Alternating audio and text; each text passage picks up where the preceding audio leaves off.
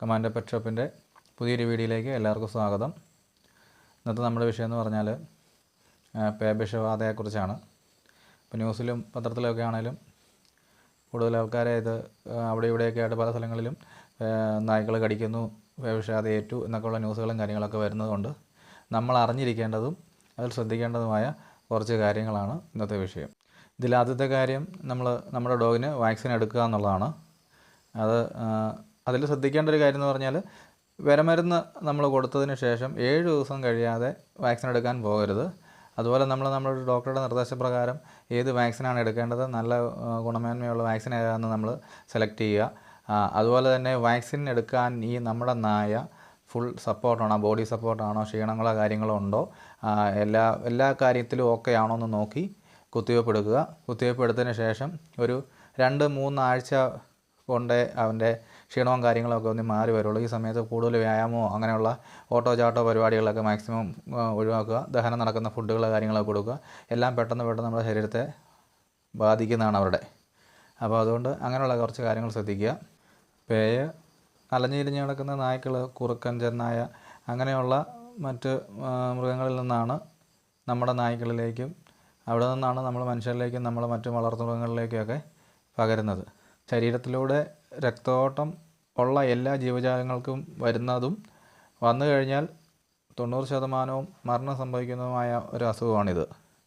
സാധാരണ നായ്ക്കളിൽ ഇത് വന്നു കഴിഞ്ഞാൽ പൊതുവേ നായ്ക്കൾ കുറച്ചുകൊണ്ട് വന്ന് നമ്മളെ കടിക്കുന്നതാണ് പതിവ്. ഇത് അപ്രതീക്ഷിതമായിട്ടാണ് നമ്മുടെ നായ്ക്കൾ ഈ അസുഖം വന്നു കഴിഞ്ഞാൽ നമ്മളെ കടിക്കാനായിട്ട് തുടങ്ങുന്നത്. നമ്മളിൽ, അതായത് മനുഷ്യരുടെ ശരീരത്തിലേക്ക് ഇതിൻ്റെ വൈറസ് കടന്നു കഴിഞ്ഞാൽ നമുക്ക് വെള്ളമൊക്കെ കണ്ടു കഴിഞ്ഞാൽ പെട്ടെന്ന് ഈ റിയാക്ഷനായിട്ട് പേയുടെ ആ ഒരു റിയാക്ഷനും കാര്യങ്ങളൊക്കെ കാണിക്കും. എന്നാൽ നായ്ക്കൾക്ക് പൊതുവേ വെള്ളം കാണുമ്പോൾ ഉള്ള പേടിയോ അന്നേരം ഉണ്ടാകുന്ന അവരുടെ ഒരു വയലൻ്റായിട്ടുള്ള പ്രശ്നങ്ങളോ കാര്യങ്ങളോ ഒന്നും കാണിക്കുന്നില്ല. നായ്ക്കൾ 2 രീതിയിലാണ് ഇവരുടെ ശരീരത്തിൽ ഈ വൈറസ് കയറി കഴിഞ്ഞാൽ ഇവർ റിയാക്ഷൻ നമുക്ക് മനസ്സിലാക്കാൻ സാധിക്കുന്ന 2 രീതിയാണ്. അതിൽ ഒരു രീതി എന്ന് പറഞ്ഞാൽ നമുക്ക് മനസ്സിലാക്കാൻ സാധിക്കുന്നില്ല, പൊതുവേ ഇവരിൽ ഉണ്ടാകുന്ന 2 രീതി എന്ന് പറഞ്ഞാൽ ഒന്ന് വളരെ സൈലൻ്റ് ആയതും മറ്റത് വളരെ വയലൻ്റായ രീതിയുമാണ്. അതിലൊന്നാണ് ഡം ഫോം, അതായത് മൂകരൂപം, സൈലൻ്റ് ആയിട്ടുള്ള ഒരു രീതിയാണ്.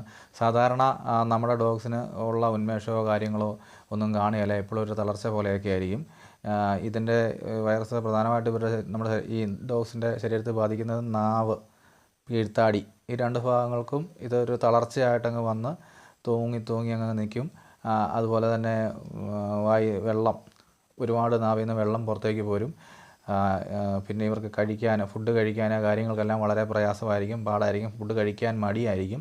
അപ്പോൾ ഈ നാവിന് തളർച്ചയും കീഴ്ത്താടിക്ക് ഇതുപോലെ ഒരുപാട് വെയിറ്റ് വരുന്ന പോലെ തൂങ്ങി നിൽക്കും. ആ ഒരു സിറ്റുവേഷനിൽ ഇവർക്ക് സൗണ്ട്, ഇവർക്ക് കുരയ്ക്കുന്ന രീതിയിലൊക്കെ വ്യത്യാസം വരും.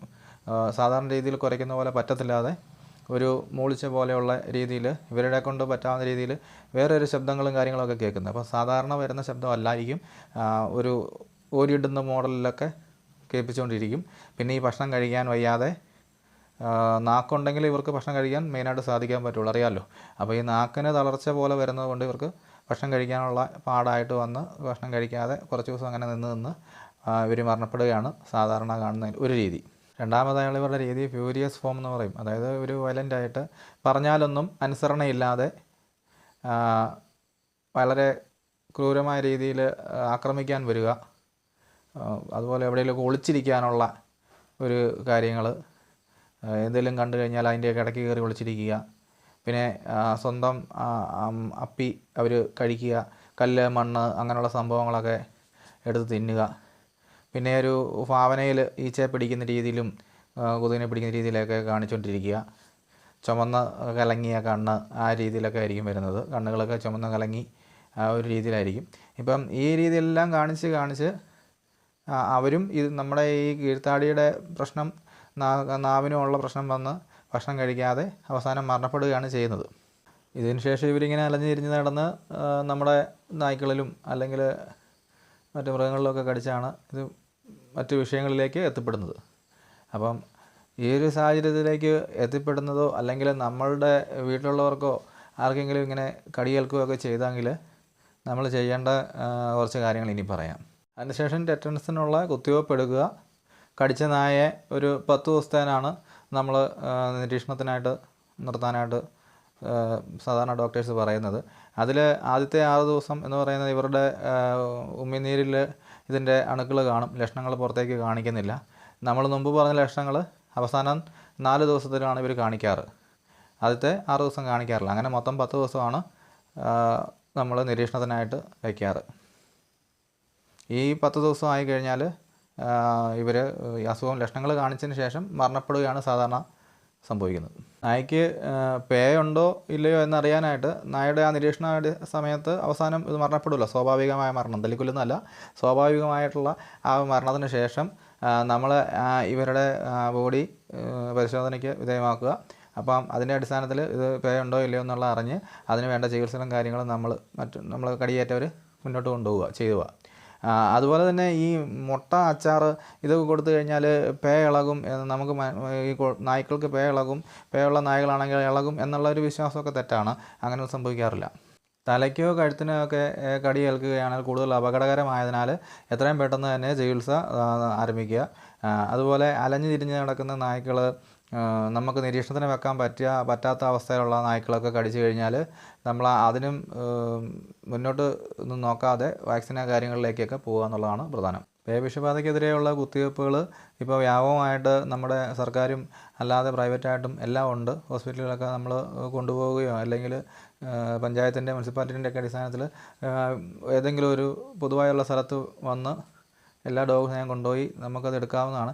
ഇതൊക്കെ കറക്റ്റായിട്ട് എല്ലാ വർഷവും എടുത്ത് മുന്നോട്ട് കൊണ്ടുപോകാൻ ശ്രമിക്കുക. അതിനകത്ത് ഇനി പ്രൈവറ്റായിട്ടാണ് പോകുന്നതെങ്കിൽ നമുക്ക് പല വാക്സിനുണ്ട്. റാബീസിൻ്റെ തന്നെ പല കമ്പനികളുടെ ഗുണമേന്മയിലുള്ള ചേഞ്ച് വ്യത്യാസങ്ങളൊക്കെ മനസ്സിലാക്കി ഏതെന്നായാലും എടുക്കുക എന്നുള്ളതാണ് ഏറ്റവും പ്രധാനം.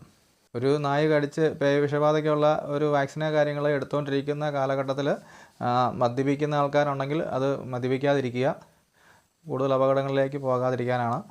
പേവിഷബാധ നമ്മൾ അറിഞ്ഞിരിക്കേണ്ടതും ശ്രദ്ധിക്കേണ്ടതുമായ കുറച്ച് കാര്യങ്ങളാണ് ഇന്ന് നമ്മൾ ഈ വീഡിയോയിൽ ഉദ്ദേശിച്ചത്. പുതിയൊരു വീഡിയോയുമായി കാണുന്നതുവരെ നന്ദി, നമസ്കാരം.